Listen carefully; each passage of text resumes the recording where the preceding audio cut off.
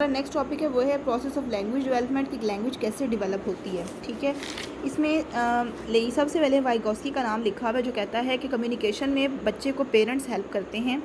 उनका पॉजिटिव और negative attitude होता है जो उन्हें बोलना सिखाता है। ठीक है, कुछ बच्चे के जो पेरेंट्स होते हैं वो बहुत मुश्किल लफ्ज़ बोलते हैं और बच्चे जो हैं वो अपने पेरेंट्स को कॉपी करते हैं। ठीक है, आपने ये याद रखना है कि पेरेंट्स जो है ना वो उनका बहुत रोल है सिखाने में।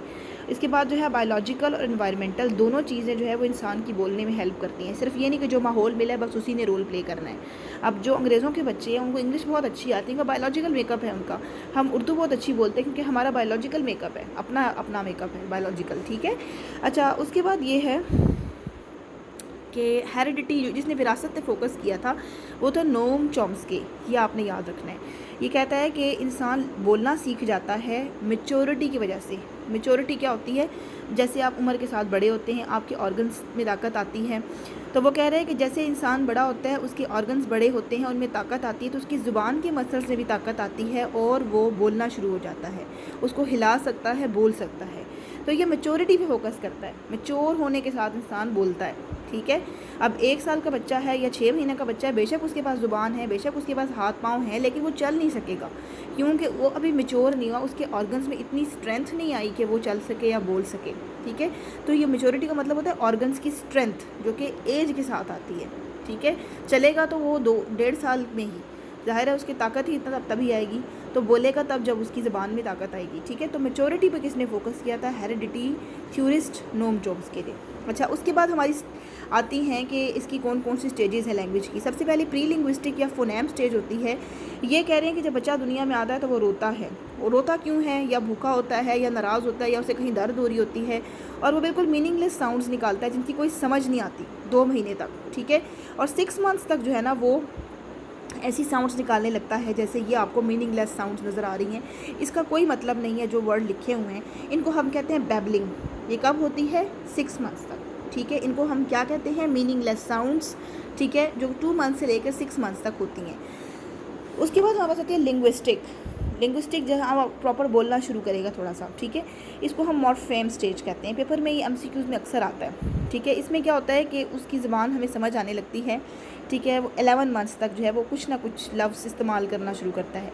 बैबलिंग जो पीछे थी ना, बिल्कुल ना ऐसे बेतुके वर्ड्स वो समझ जो नहीं सकते थे हम, वो ख़त्म हो जाते हैं।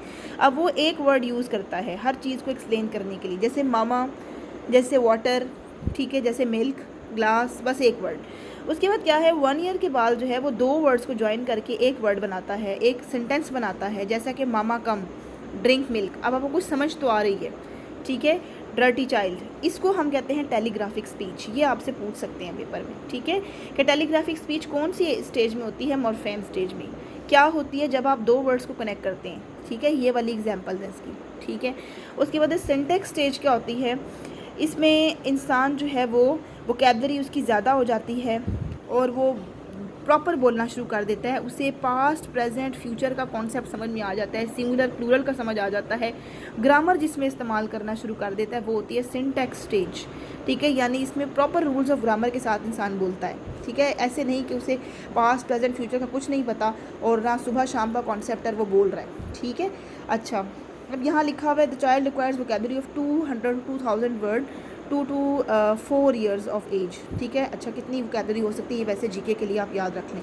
अच्छा, अब वो कह रहे हैं कि जिनके बच्चों के पेरेंट्स एजुकेटेड होते हैं उनकी जो है ना बहुत अच्छी वोकैबलरी होती है, रिच होती है, बजाय उन बच्चों बनस्बत उन बच्चों के जिनके बच्चे ज़्यादा जिनके पेरेंट्स ज़्यादा एजुकेटेड नहीं होते। ठीक है, वो कह रहे हैं कि बचपन में बहुत सी एक से ज़्यादा ज़ुबान सीखना बहुत आसान होता है।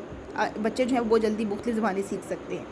ठीक है, वो रीजनिंग उन्हें कब आती है? एज के साथ आती है।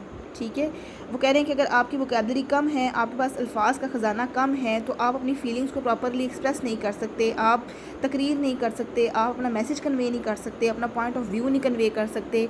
और किसी के पास वोकैबलरी ज़्यादा है तो उसका क्या फ़ायदा है? वो अपना पॉइंट ऑफ व्यू बहुत अच्छा कन्वे कर सकता है, डिबेट कर सकता है। इसका उलट कर ले जो ऊपर लिखा हुआ है। ठीक है, अच्छा और उसके बाद ये है कि कॉग्निटिव प्रोसेस है ये, यानी कि ज़ुबान जो है वो बोलना एक ज़ुबान सीखना, बोलना, अल्फाज का इस्तेमाल, ये एक कॉग्निटिव प्रोसेस में दिमाग लगता है।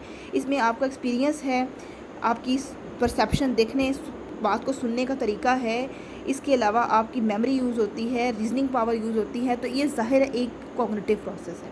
ठीक है, तो ये था हमारा लैंग्वेज डेवलपमेंट का टॉपिक।